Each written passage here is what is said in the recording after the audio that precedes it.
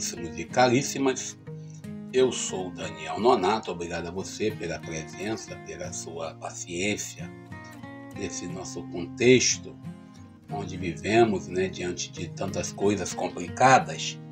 Essa semana tivemos aí, primeiro, coisas boas, né? 3.400 inscritos em nosso canal. Meu canal foi classificado, né? Isso lá em 1900 e alguma coisa, não sei, 2017. Eu classifiquei meu canal sem fim lucrativo, então por isso eu não tenho nenhum retorno financeiro com o nosso canal. Nosso canal é 100%, vamos dizer assim, gratuidade. E você que está aí, o que você pode fazer para nos ajudar? Pode ser um Pix. Se quiser o Pix, eu deixo aqui embaixo também para você nos ajudar. E também você pode nos ajudar se inscrevendo e dando o seu like. Já é um começo. Mas ainda olhando para a realidade, olhando para a liturgia de hoje, domingo do Bom Pastor, nós estamos vivendo aí, né, um fim de uma Assembleia dos Bispos. Acho que calhou bem nesse encerramento da Assembleia na sexta-feira com o domingo do Bom Pastor. E também durante essa semana tivemos aí o caso do tio Paulo.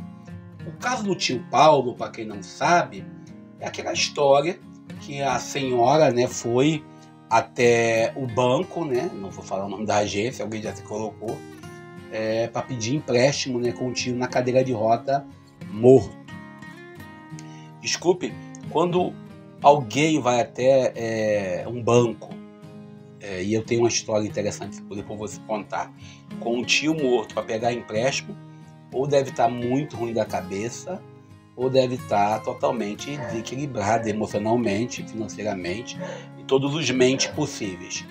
Tem uma história aí que eu conheço, de um senhor que fez um empréstimo para uma senhora, e depois, né, veio falecer, e essa senhora foi lá no banco e raspou. A família até hoje diz que esse senhor foi envenenado. Bom, tenho cá minhas dúvidas, mas deixa quieto. Não vou expor o nome do senhor, nem vou expor a família por questão de ética. E a gente vê que o interesse do dinheiro é algo assustador. E a gente, ainda olhando para a semana que passa, a gente contempla aí, né, foi votado na Câmara, a lei antidroga, a lei que qualquer tipo de quantidade de droga que for pego com o cidadão pode ser considerado crime. Interessante que o STF fez a mesma votação há um tempo atrás, já uns dias atrás, e essa votação do STF deixou bem claro que não é crime. Agora vai ter um conflito aí de poderes. E o interessante é que os deputados querem, porque querem, que tal votação vá para o presidente logo, querem que apressar para que o presidente tome uma posição, para que o presidente Lula ou vete ou aprova. Se o Lula vetar, eles vão dizer assim, tá vendo? Ele é a favor das drogas. Se o Lula aprovar, eles vão dizer assim, porque ele está querendo visar o direito eleitoral. O que o Lula tem que fazer é agir de acordo com a sua consciência. E às vezes agir de acordo com a nossa consciência é um problema sério. E aí, como no caso da saidinha, como o Lula colocou algumas observações, fez um veto parcial, de acordo com aquilo que nós ouvimos, e aí alguém fala, tá vendo como é a favor de bandido? Fala isso pro pai do Gabriel Monteiro, que foi para a Câmara dos Deputados reclamar que o filho dele está preso, e nós sabemos bem por que foi preso. Também a gente fala isso para alguns familiares, né, da família miliciana, que a saída não vai poder mais. Interessante que a gente olha claramente como se transforma hoje tudo em posições de direita e posições de esquerda. Nosso canal é um canal que não representa nenhum grupo religioso, nenhuma pastoral, nenhum organismo, nenhum grupo pastoral, nada. Nós representamos, como diz lá no Sargento, não lembro o nome do personagem agora, eu represento a mim mesmo, né? A mim mesmo me represento. E aqui nós queremos falar para você referente à realidade da vida e também à realidade do Evangelho. E a gente não vai invocar para nós algum título religioso, embora tenhamos, né, às vezes chamados por título, e nesse ano de eleição, né, finalmente retornaram a obra da minha rua aqui na cidade de Japeri. E o interessante é que foi logo depois da minha conversa com os secretários na inauguração da creche dedicada ao meu amigo Marcos Félix. E voltou a obra logo quando eu anunciei que ia fazer a inauguração da lagoa em frente à minha casa. Aí alguém parece que não deixou inaugurar, já mandou passar a patroa, como eu já falei essa semana, e nós já temos aí a obra acontecendo. Mas vamos nós olhar aqui, como a gente falar dos bispos, mas antes de mais nada, lembrando que hoje, dia 21, é dia de Tiradentes, no dia 19 foi dia do índio. Opa! Dia do índio não. Dia dos povos originários ou dia dos povos indígenas. A gente sabe que existe uma lei que alterou o nome, mas nós devemos superar mais do que o legalismo da lei, mais do que o politicamente correto, né? Porque muitas das pessoas vivem com o politicamente correto. Ah, não, politicamente correto é o dia dos povos originários, é dia dos índios, é dia disso, dia daquilo. Mas me falta comunhão com aqueles que são os donos desta terra. Por isso é importante nós olharmos bem para o marco temporal e, sobretudo, para os povos Yanomamis, que foram tão divulgados a sua condição na realidade brasileira, no século que nós vivemos, e hoje nós temos o atendimento deles ainda acontecendo. E a gente entra nesse dia do índio, ou melhor, dia dos povos originários, e a gente sabe disso. A gente entra também hoje no dia de Tiradentes. Eu espero que também não tenha nenhuma reforma que diga que seja o dia do aniversário da quadra e proclamação da República. E nós sabemos claramente que o projeto do Tiradentes não era proclamar a independência do Brasil, era um movimento, desculpem professores de história, colegas, desculpem você que tem essa data hoje, domingo é um dia maravilhoso, tem duas coisas, é feriado e é domingo, é um movimento quase de elite, ou seja, mas é aquilo, eles não pregavam a igualdade, a defesa, a libertação do negro, mas foi uma semente da libertação. E sabemos também que a independência brasileira concedida no 7 de setembro é mais que simbólica, não foi real, né? Mas isso aí deixa para o dia 7 de setembro. E a gente sabe que os bispos tiveram em assembleia, do dia 10 ao dia 19 de abril, na cidade de Aparecida, os bispos da Igreja do Brasil, da Igreja Católica, eles trouxeram para a gente, todo ano, eles fazem uma mensagem ao povo. E primeiro, eles iniciam essa mensagem falando da oportunidade de dialogar, de refletir a participação dos bispos na igreja e na sociedade. Ou seja, o bispo, como um homem, ele não fica preso a uma realidade à parte, embora alguns bispos desejam e fazem da sua vida eclesial isso. E eu não vou dizer nomes porque eu não quero ser processado, mas tem bispo que prefere viver numa ilhota, na sua bolha. E aí você sabe, né? A missão da igreja, na visão desses bispos, é só salvar almas. O compromisso social fica para as ONGs.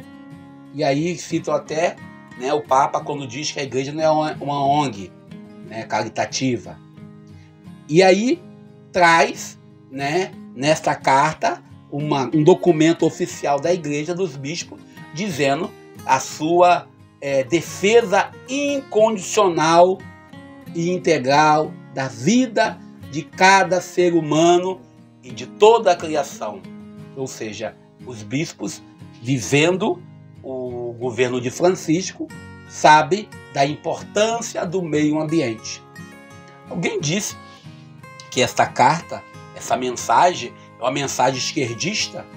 Será que você também, que é da esquerda ou da direita, você que está aí do outro lado, não está preocupado com esse mundo que nós estamos vivendo, com o aquecimento global, com o sofrimento que nós estamos tendo cada vez mais calores? O tempo que nós vivemos, aonde se prega mais a guerra do que a paz, Por isso os bispos resgatam bem a questão da amizade social, a questão da campanha da fraternidade 2024. E o interessante é que os bispos deixam bem claro que é preciso um diálogo de paz para a construção da paz. Para que a paz, que é fruto do ressuscitado. E aí a gente entra claramente que os bispos fazem algumas memórias. Primeiro, uma memória que nós não podemos negar sobre a questão climática, né? Provocada pela ganância de alguns e de muitos, para ser mais exato. Depois, resgata a questão de uma energia limpa. Fala sobre a Amazônia, os povos da floresta. Como diz um amigo nosso, um amigo dizia isso, a Amazônia é mais do que o verde. Ela também é seu povo, suas águas. E aí, sobretudo, a realidade das pessoas, das populações ribeirinhas. E também a Igreja do Brasil quer olhar também para os demais biomas. E aí traz o Cerrado, a Mata Atlântica, a Caatinga, o Pampa, o Pantanal e também, né, toda a realidade da casa comum. E traz um resgate cultural, né, do encontro que vai ter em 2025 das Nações Unidas sobre a mudança climática, a COP30. E aí a Igreja puxa claramente a questão dos povos indígenas e não deixa de nos puxar a orelha sobre a nossa participação na política, nós leigos, e também nos lembra do golpe de 64, 60 anos que a democracia foi vilipendiada, foi 60 anos que nós no Brasil perdemos o direito ao voto, e traz ainda, para encerrar a carta, a importância de combater a fake news. Você de esquerda, você concorda com a fake news?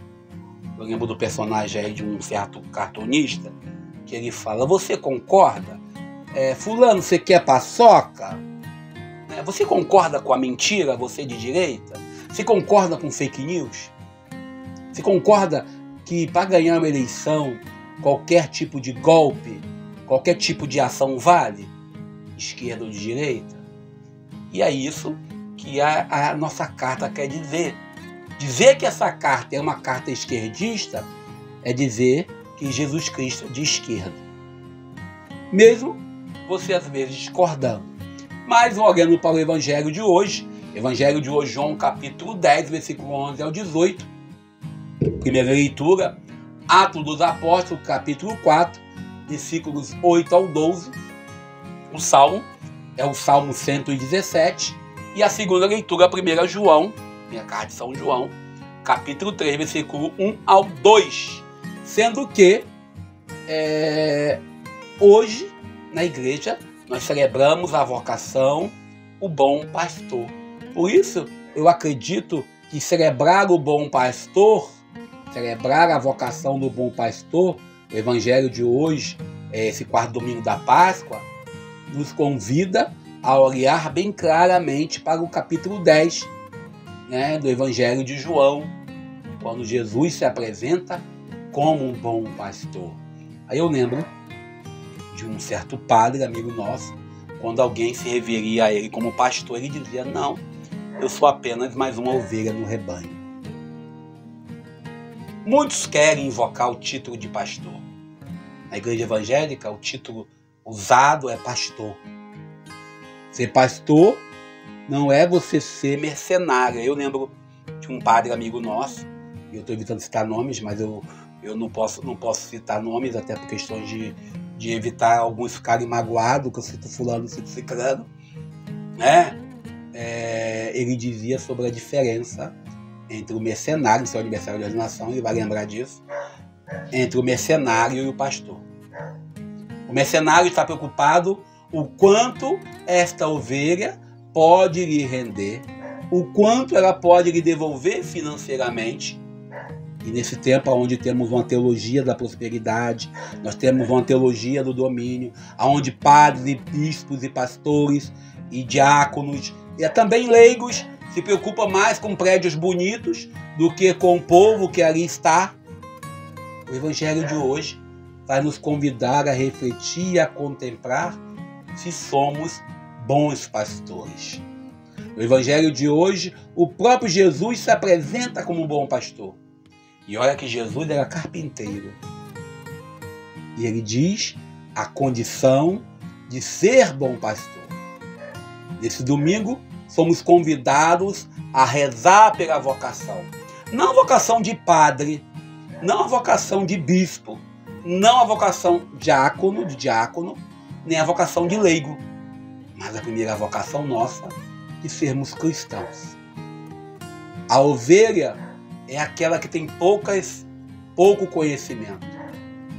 E aí eu lembro, quando eu via uma pregação sobre o bom pastor, dizia que a ovelha que sai do redil, a ovelha pequena, quando começa a sair muito do redil, o pastor traz ela para perto dele e quebra a patinha dela.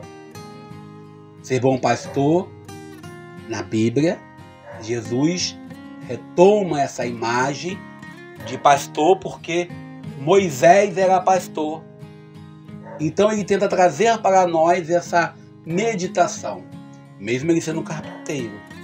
E Jesus procurava trazer para si o sentido de pastor, o sentido do pastor que cuida e que conhece as ovelhas. É por isso que o Papa Francisco deixa bem claro que o pastor tem que ter cheiro das ovelhas.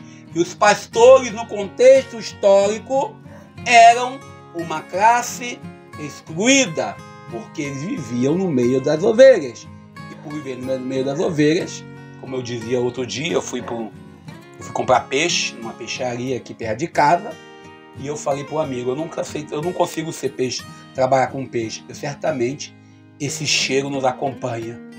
E aí o rapaz falou assim, e pior que é verdade, quando a gente chega em casa pode lavar a mão com o que for, esse cheiro impregna na gente.